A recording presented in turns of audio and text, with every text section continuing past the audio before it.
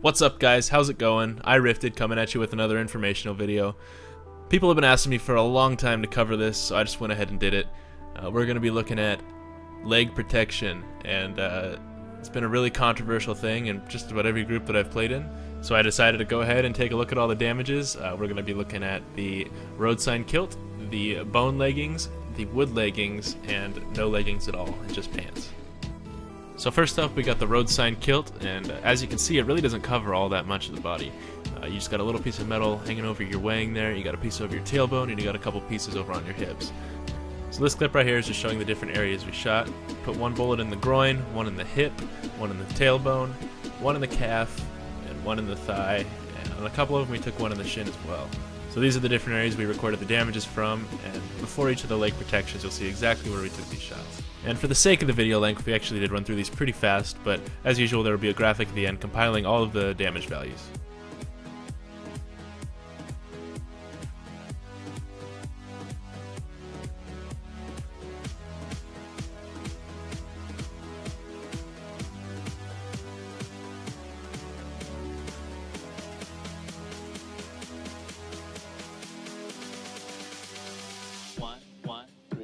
And next up we've got the bone leggings. As you can see, they cover a pretty big area, pretty much the entire sides and front of the legs. They don't cover the groin or the tailbone though.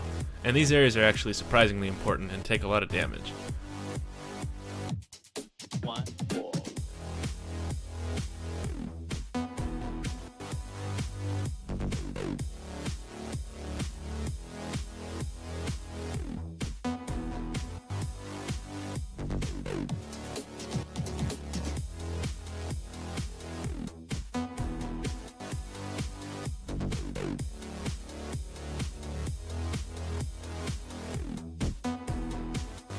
Last and definitely least, we've got the wooden leggings. They do have a pretty high coverage, but the damage reduction is pretty pitiful. As you're about to see, you only get about 2 or 3 less damage wearing these than just not wearing them at all. It's kind of a waste of an inventory slot, and if you ask me, I'd rather take gloves and boots over gloves and wood armor.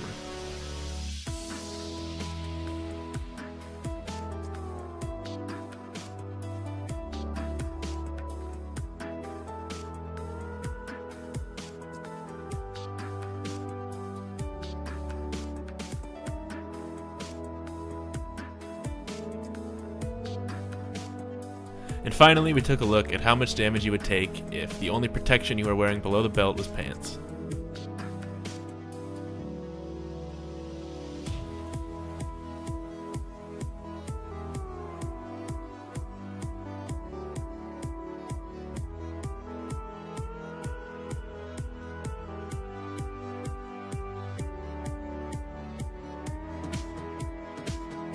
I did find that the pants only protect anything covered in this square up above below the groin.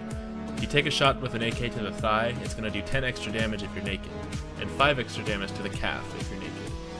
This area shown in the circle here actually gains no protection from wearing pants at all, and coincidentally it's also the area that takes the most damage below the belt. Now while it's true that we have these 2 small slits exposed while wearing the road sign kilt, we can all agree that it's a far better option than the bone leggings or the wooden leggings because they give no protection to the groin at all. If you rely on pants alone for coverage in this area, you're looking at about 35 damage per hit. And it seems like a pretty small area, but if you account for bullet drop, anybody aiming center of mass is going to hit this spot pretty easily. When we look at all the data for the wood legging armor, you can see that it's really not that much different than the none column. The only damage reduction you'll get is a slight amount to the thigh. Next up is the bone armor, and we can see that there's a decent amount of damage reduction in the hip, the thigh, and the calf, but dick shots and ass shots still do quite a bit of damage. I don't think it's really worth it. Last up, we got the road sign kilt, and while it doesn't have damage reduction in every single row, we do see a pretty significant damage reduction in the first 3.